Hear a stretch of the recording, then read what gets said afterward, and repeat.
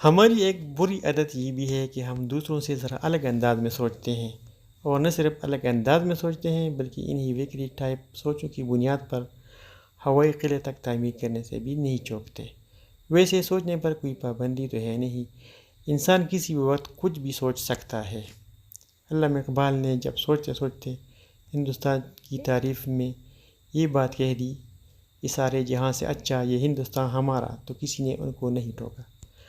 حالانکہ اس وقت بھی یورپ و امریکہ کی حالت کچھ بری نہیں تھی، میں اسی طرح دندناتی پھرتی تھیں جس طرح کی آج۔ اس وقت ہندوستان کی معاشی حالت اچھی تھی، نہ شردا کپور جیسی ہیروئنیں آنکھوں کو خیرہ کرنے کے لیے موجود تھی۔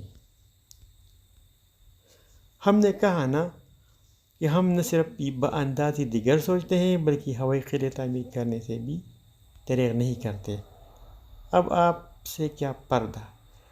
کل ہی ہم نے ایک ہوائی قلعہ سچ کی بنیادوں پر تعمیر کیا، لیکن اس کو جلد ہی اپنے ہی ہاتھوں مسمار کر دیا، کیونکہ ایک دوسری سوچ ہماری سوچ کے دامن گیر ہو گئی کہ اگر سچ بولنے کا رواج چل پڑا پھر تو بڑی گڑبڑ ہو جائے گی۔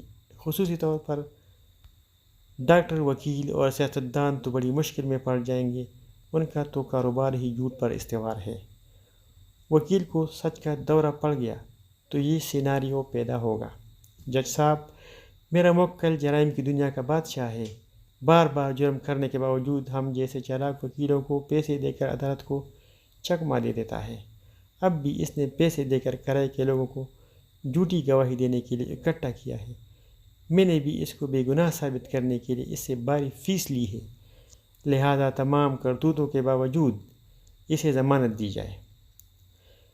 ایک پیسہ کمانے کا شوقین ڈاکٹر مریض کا معائنہ کر رہا ہے، اچانک اسے سچ کا دور پڑتا ہے۔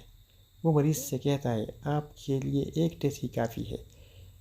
بے تحاشا ٹیسٹ اس لیے تجویز کیے ہیں کہ کم بخت لیبارٹری والا بھاری کمیشن دیتا ہے۔ 2 نمبر دوائیاں بھی میڈیکل ڈپو کے بہکاوے میں آ کر لکھی ہیں۔ یہ لوگ بدلے میں میری ہر ضرورت پوری کرتے ہیں۔ پاؤڈر یا شیمپو کا سچا اشتہار کچھ یوں ہوگا: "میں فلاں ہیروئن عرصہ دراز سے آپ لوگوں کو دھوکہ دے رہی ہوں۔ کمپنیوں نے پیسے دے کر اس جھوٹ میں شامل کر لیا ہے۔ میں اتنی بھی سادہ نہیں کہ اتنا گھٹیا پاؤڈر اور شیمپو استعمال کروں گی"۔ پرائیویٹ اسکولوں کے اشتہارات بھی کچھ یوں ہو سکتے ہیں: "ہم میں اتنی ہمت نہیں تھی کہ لوگوں کو کسی اور طریقے سے لوٹ سکیں، اس لیے والدین کی جیبوں پر ڈاکہ ڈالنے کے لیے اسکول کھولا ہے۔ ہمارا پڑھائی بچوں کے مستقبل سے کوئی لینا دینا نہیں، اس لیے تو میٹرک فیل خواتین ٹیچر کو تعینات کر رکھا ہے۔ اس کا دوہرا فائدہ یہ ہے کہ یہ محنت زیادہ کرتی ہیں اس ڈر سے کہ کہیں نوکری سے نکالی نہ جائیں، اور پیسے بھی جتنے ان کے ہاتھ میں تھما دی جائیں یہ اف نہیں کرتیں۔ ہمارے ہاں سیاستدانوں کی برسیاں منانے کا بھی رواج ہے۔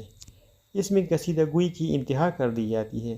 ایسے موقعوں پر مقرر سیاستدانوں نے سچ اگلنا شروع کر دیا تو کچھ یوں ہوگا: "مرحوم نے ساری عمر اصولوں کی تلقین کی لیکن کبھی اس کی پاسداری نہیں کی۔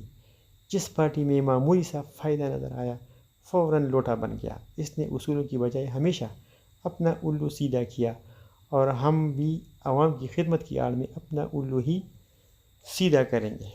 بھلا ہم اپنے لیڈر کی طرح لوٹے نہیں بنیں گے تو اور کون بنے گا؟